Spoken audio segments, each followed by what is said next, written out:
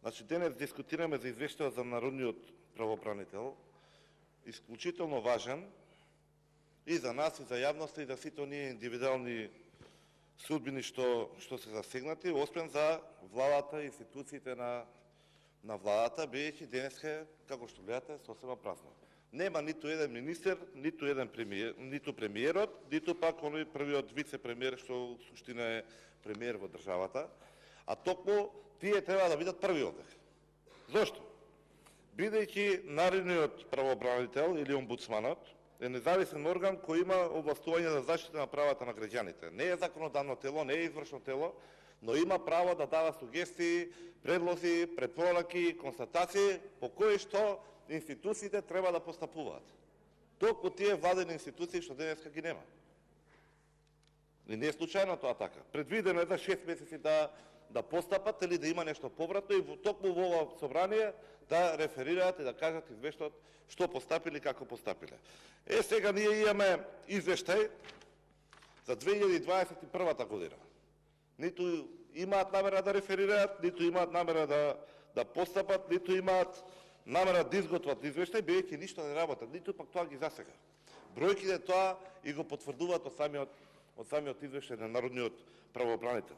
И не е можеби толку лошо што се доси толку многу со извештајот, бидејќи практично извештајот ни ја прикажува правата слика во која што живеат нашите граѓани. Се станува збор за индивидуални судбини кои што последната надеж за непостапувањето на системот, на изиграната доверба од владата, на нефункционирањето на институциите, токму се опатуваат кон народниот правобранител. И зошто го велиме ова? Да не испадне дека само клеветиме или сте тенденциозни. Практично, јас да укажам на онаа тезичка што сакам да потврдам сега, дека практично извештајот ги опфаќа последиците, а не причините, е големиот број на овој материјал што ги добивме на констатации и на препораки. Иако доста извештајот, ве замолувам да си ја вратите меморијата и да видите за колку од нив овдека воопшто владата дискутирала. Нека се перципирани однапред да се спречат неправдите спрема граѓаните и граѓанските права. Не однапред да се презедат мерки да се ја вршат институциите онаа намера за која што постојат, да го прават животот праведен и нормален, туку ќе видите дека воопшто не е постапено по ништо. Тука добиваме празни фрази и флоскули од владата цело време, од нивните функционери, но токму овој извештај укажува какви последици неработењето на тие институции предизвикуваат. Од 3 години, вратете си го филмот, колку од овие препораки сте ги видели. И тука нема да дискутираме за заклучоците на комисијата. Патем кажано, никој нема право препораките што се и констатациите на народниот правобранител, некој да ги изигрува или толкува, или па да бира. Оваа ми се допаѓа, оваа не ми се допаѓа, па ќе даеме неколку заклучоци за кои што владата одамна требаше да постапи, а ниту постапи, ниту пак ќе постапи. Не се, констатација една. Загрижувачка е состојбата со енормното загадување на воздухот, со несоодветното управување со отпадот и со многу ниската еколошка свест. Сите овие работи, уште во давнешни години наназад, оваа власт велеше ка ќе ги реши преку ноќ. Само се смени власта и ќе биде надминато. Ништо од ова не е постапено. И истото е констатирано од страна на правобранителот. Каква препорака се дава?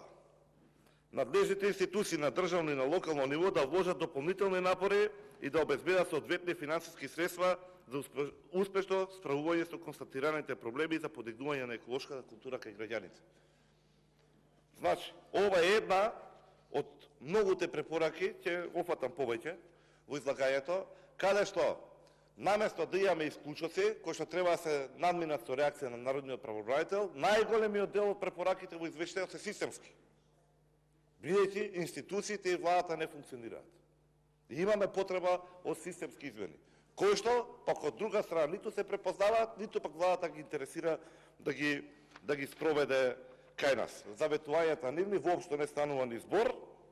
Многу пати зборевме и за животна средина, многу пати побаравме и со конкретни предлози од страна на опозицијата, налетавме на игнорантски однос, бидејќи владата си има други приоритети. Тие ги интересираат повеќе тендери и нивните пазар 3 коалиции, нати го дај ми го стратегии што се ги имаат. Поради долгите преписки, кореспонденции помеѓу органите и институциите и доставување на нецелости и ненавремени одговори, граѓаните често се доведуваат во ситуација да бидат попречени во остварувањето на нивните законски права. Продолжува праксата државните органи и другите јавни служби да не доставуваат одговор по барањата на граѓаните, иако за тоа имаат уставна и законска обврска. Дали ова не е директно понижување на граѓанинот?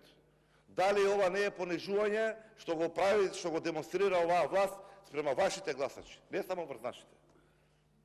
Дали можеби овие зборови, оваа констатација на народниот правобранител не е најубавата слика за неправдата со која што се соочуваат нашите сограѓани секојдневно? Дали оваа констатација не е одраз на се она што го велиме за корумпираниот систем, за девастираните институции, за неспособната влада? Не ги доставуваат ниту со одговор. Кога не испраќате одговор на нешто, или нешто криете, или немате што да кажете. Или едноставно сте немоćни или неспособни. Еве да видиме за препораката. Да се задолжат сите институции сериозно да пристапат кон барањата на граѓаните, со тоа што меѓусебно ќе стапат во контакт со цел размена на информации и давање точни податоци и насоки, за да може граѓанинот да го оствари своето право. Доследно се почитува уставната обврска, со тоа што државните органи и другите јавни служби навремено ќе одговараат по заставените барања на граѓаните. Народниот правобранител утврдил, констатирал и препорачува: ве молам, почитувајте го уставот и законите, според кои што треба се водите.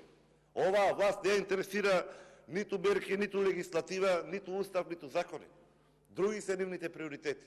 Жално е што се овие констатации и овие препораки. На толку милиони потрошени за електронски системи, не знам, дигитализација, интеграција и така натаму, ги дискутиравме сега преходно. Милионски суми во евра. Ние не можеме да ги искоординираме институциите помеѓу себе. Да не може граѓанин да си доби одговор на поставено прашање, на проблем што го тишти, на фирма која што има проблеми во работењето и слично. Зошто? Бидејќи владата не работи. Ниту пак интересира интересот на граѓаните. Јавниот интерес кај нив е во втор план. Секогаш е личниот, фамилиарниот или партискиот интерес во нешто доминира. Идеме понатаму. Бидејќи е стар извештајот, уште се офаќаат и вакви констатации. Недостаток на просторен капацитет во здравствените установи, недоволен кадровски потенцијал, како и ненавремена набавка на вакцини и натаму представуваат проблеми во пристапот до правата од здравствена заштита на граѓаните во услови на пандемија. Дали се сеќавате една мерка владата да донесе да се надмине оваа констатација? И покрај 10.000 мртви, и покрај извештај на ДЗР кај што вели дека стои повеќе од 100 милиони евра се проневерени во системот на нивни најавни набавки, 1 милијарда евра мерки кои што се нетранспарентни. Дали видовте една мерка со која што оваа констатација што е утврдил народниот правобранител? Ние нонстоп ја кажувавме, се уште кажуваме последиците од истото. Дали чувме една мерка со која што ова ќе се надмине? Немаме. Ниту пак имаат намера да направат. Ајде, уште една констатација. Граѓаните реагираат дека нецелосно им утворен пензискиот стаж. Испитувањето на проблемот укажува дека органите и институциите во кои сите го ствариле работниот стаж не ги доставиле навремено потребните податоци за инвентирање на стажот.